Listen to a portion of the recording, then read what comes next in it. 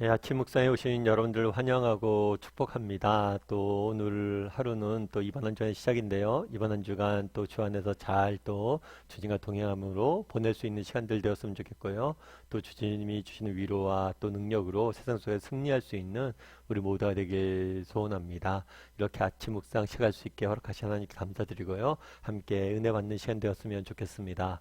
오늘은 빛이 비추도다 라는 제목을 가지고 이사야서 9장 2절 말씀을 좀 살펴봤으면 좋겠습니다. 우리 2절 말씀을 같이 한번 읽어볼까요? 같이 읽도록 하겠습니다. 흑암에 행하던 백성이 큰 빛을 보고 사망의 그늘진 땅에 거주하던 자에게 빛이 비치도다. 저희가 계속해서 에베소서 말씀을 살펴보고 있는데요. 특별히 이번 주간에는 성탄절이 있기 때문에 에베소서 말씀 살피는 것을 잠깐 멈추고 또 성탄과 관련된 말씀 나누면서 성탄절의 좀 의미를 살펴봤으면 좋겠습니다. 특별히 이사야서 9장은 예수님의 탄생에 대해서 예언한 말씀이에요. 근데 예수님의 탄생에 대해서 예언하는데 뭐라고 표현되어 있냐면 흑암에 행하던 백성이 큰 빛을 보고 그 다음에 사망의 그늘진 땅에 거주하던 자들이 빛이 비추도다 이렇게 해서 예수님의 탄생을 뭐에 비유하냐면 빛에 비유합니다. 그렇다면 왜 예수님의 탄생을 빛에 비유했을까요? 또 이걸 통해서 주고자 했던 메시지는 무엇인지 좀 묵상해 봤으면 좋겠어요. 먼저 우리가 주목해야 될 것은 뭐냐면 흑암에 행하던 백성이라는 표현이에요. 이 흑암, 성경에서 이 흑암은 무지와 무능을 상징하는 거예요. 그러니까 사실 그렇죠. 빛이 없으면 여러분 어떻게 됩니까? 빛이 어두운 밤에 있으면 우리는 아무것도 구별할 수가 없어요. 사물을 분별할 수가 없죠. 이것이 무엇인지 만져보면 어렴풋이 무엇인지 추측은 할 수 있지만 그것이 무엇인지는 알 수 없습니다. 그래서 이 빛이 없다, 흑암에 있다는 것은 무지하다는 거예요. 무지하다. 정말 어리석고 아무것도 모른다는 거죠. 또 무능을 상징하는 것이기도 합니다. 사실 그렇죠. 보아야지만 뭔가 일을 할 수가 있겠죠. 우리가 흔히 그러잖아요. 밤에 우리가 많이 하는 일이 뭐죠? 온 세상이 잠든다라는 이야기를 합니다. 왜 밤이 되면 세상이 잠들까요? 사실 지금은 전기가 있어서 밤에 무엇인가를 보고 활동할 수 있지만 과거에는 불빛이 없기 때문에 아무것도 할 수 없었어요. 그러니까 아무것도 할 수 없는 상태가 어둠에 있는 상태입니다. 그래서 흑암은 무엇을 이야기하는 거냐면 무지와 무능을 의미해요. 그래서 흑암에 행하던 백성이라는 표현에서 나타나는 건 뭐냐면 예수님이 오시기 전에 우리는 뭐 했다는 거예요? 무지했고 무능했다는 거예요. 그 결과 우리는 어디에 앉아 있는 거예요? 사망의 그늘에 앉아 있다. 무지하고 무능할 뿐만 아니라 죽음 위에 있었다라고 표현을 한 겁니다. 여러분 성탄절이 되면 우리가 선물을 주고받았잖아요. 성탄절에 선물을 주고받는 것은 굉장히 성탄절의 의미에 굉장히 맞는 겁니다. 왜냐하면 성탄절 자체가 선물이기 때문이에요. 하나님께서 우리에게 선물로 예수님을 주신 거죠. 근데 여러분 어떠세요? 선물을 받으면 항상 기쁘세요? 선물을 받을 때마다 기쁘세요? 물론 선물을 받는 것 자체는 굉장히 큰 기쁨이에요. 그런데 선물을 받을 때 우리가 조심할 게 있죠. 사실 저도 누군가의 선물할 때 고민이 있을 경우도 있어요. 어떤 고민이 있죠? 어떤 걸 선물하지? 왜 우리가 선물을 할 때 어떤 걸 선물하지? 라고 고민할까요? 그 사람이 좋아할 만한 것, 그 사람이 꼭 필요한 것을 줄 때 선물의 가치가 있기 때문이에요. 우리가 선물을 받는다고 다 기쁘진 않아요. 물론 선물을 받는 것 자체가 기쁘지만 선물을 받을 때 진짜 기쁠 때가 있죠. 그건 뭐예요? 이것이 정말 필요하구나 라고 생각했을 때 우리가 기쁩니다. 여러분 성탄은 예수님이 오신 거예요. 이 예수님이 오셨다는 사실로 인해서 우리에게 기쁨과 감사가 있기 위해서 먼저 전제되어야 되는 것이 있어요. 그건 뭐냐면 우리가 예수님 없었을 때 우리는 어떤 존재였다는 거예요? 흑암에서 행했고 사망의 그늘에 앉아있던 존재란 걸 인정해야 돼요. 우리는 무지하고 무능하고 죽을 수밖에 없는 존재였다는 것을 인정했을 때만이 예수님의 오심이 의미가 있는 거예요. 성탄절이에요. 많은 사람들이 오늘은 예수님 오신다는 걸 알죠. 믿지 않는 사람들도 크리스마스면 쉬고 성탄의 기쁨을 나눈다라고 이야기를 합니다. 하지만 믿지 않는 사람들에게 있어 성탄의 참된 의미는 가질 수가 없어요. 왜요? 그들은 인정하지 않기 때문이에요. 뭘 인정하지 않아요? 그들이 흑암에 있다는 것. 정말 이 하나님 없는 삶, 예수님 없는 삶이 정말 무지와 무능과 죽음에 있다는 것을 인정하지 않기 때문이죠. 여러분은 어떠세요? 이번 한 주간 성탄절이 있습니다. 예수님이 오셨다라고 우린 이야기합니다. 성탄절이 있어서 기쁘세요?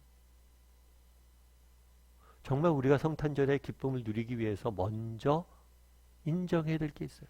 그건 뭐냐면 우리가 흑암에 있었고 사망에 있었다는 거예요.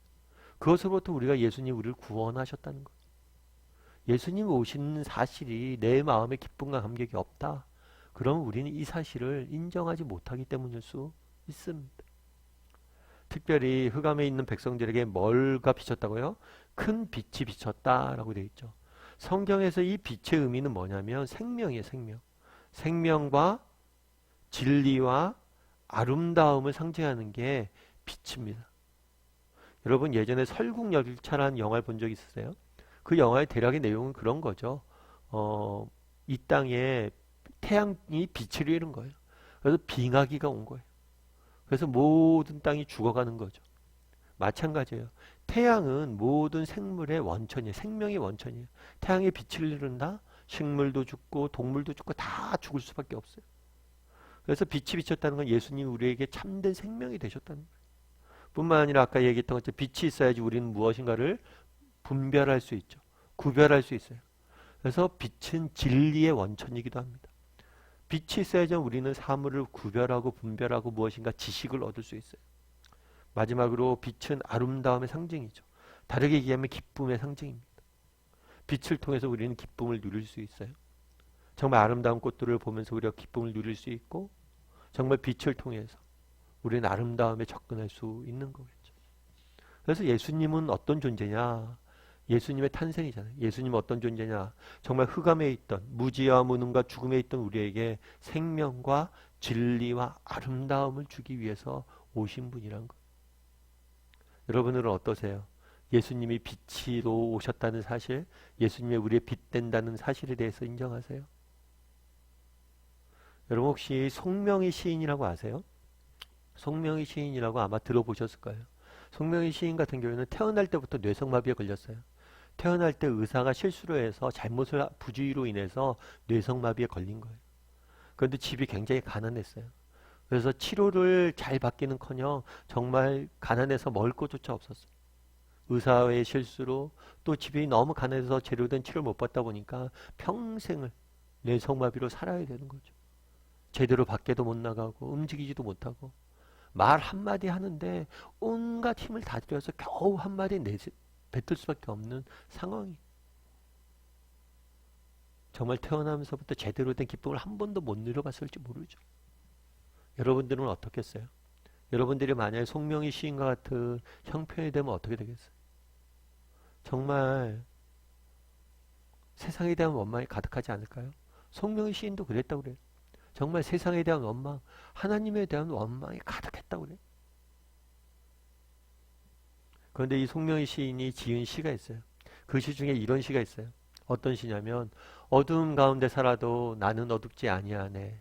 어두움 가운데 살아도 내가 어둡지 아니한 것은 내 마음에 빛이 있음이라. 내 마음에 빛된 예수 그리스도가 그가 내 안에 계심이라. 괴로운 가운데 있으나 내가 괴롭지 아니하네. 괴로운 가운데 있으나 내가 괴롭지 아니한 것은 내 마음에 기쁨이 있으리라. 내 마음의 기쁨, 예수 그리스도 그가 내 안에 계심이라. 사망의 그들이 있으나 내가 숨기지 아니하네. 사망의 그들이 있으나 내가 숨기지 아니하는 것은 내 안에 생명이 있음이라.